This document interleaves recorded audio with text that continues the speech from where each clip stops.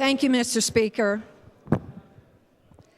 Last session on March 12, 2014, I introduced House Resolution 341 to bring awareness to the worldwide persecution of Christians.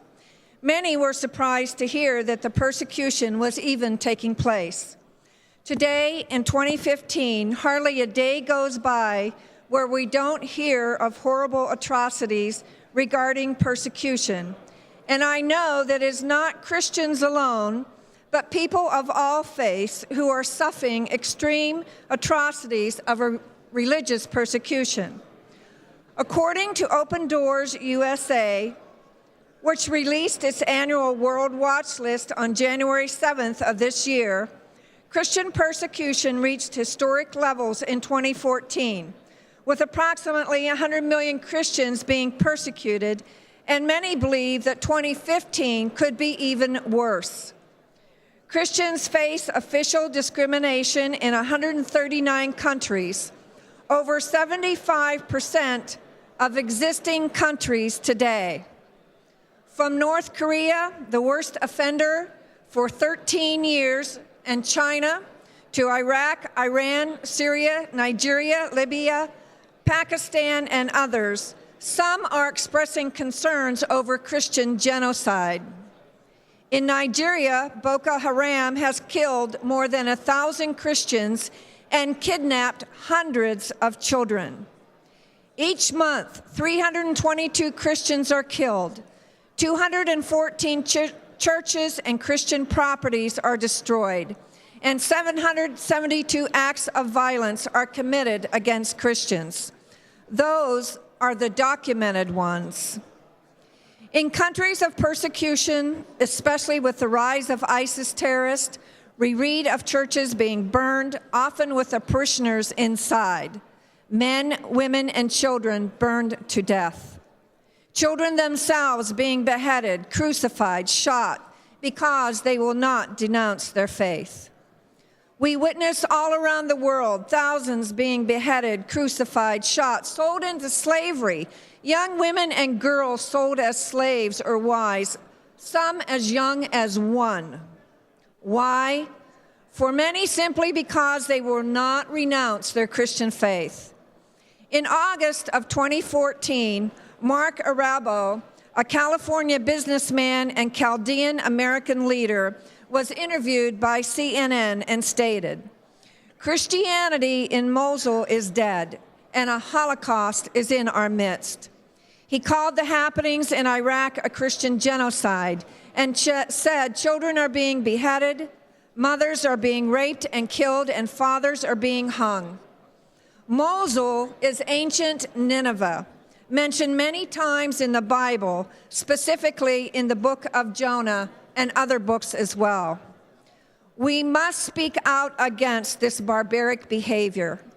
Our founder, William Penn himself, was in prison several times for his faith. He was a leading defender in his time of religious freedom.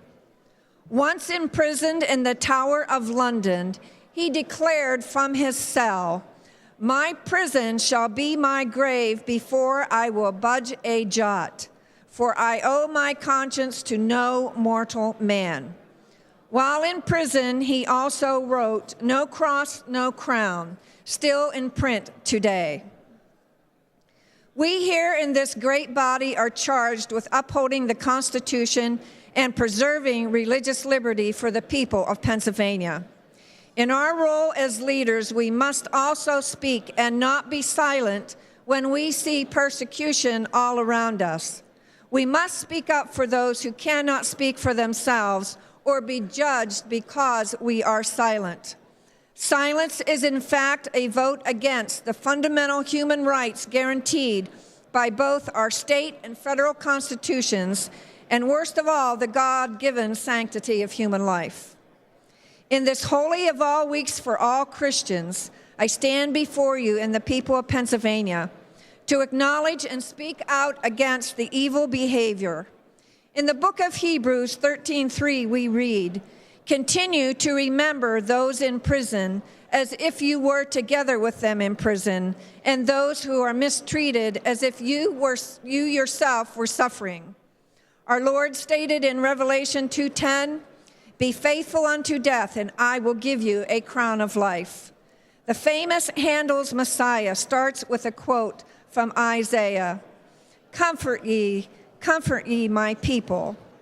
It ends with a proclamation and acknowledgement of the coming of the King of Kings and Lord of Lords.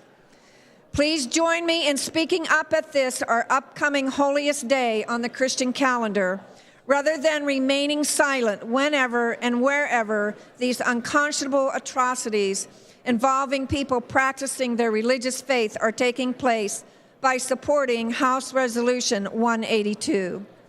We have seen the importance of speaking up in the case of Miriam Ibrahim. She was sentenced to death by hanging under Sharia law because of her Christian faith. She gave birth to her daughter in jail and was let go because of extensive international pressure.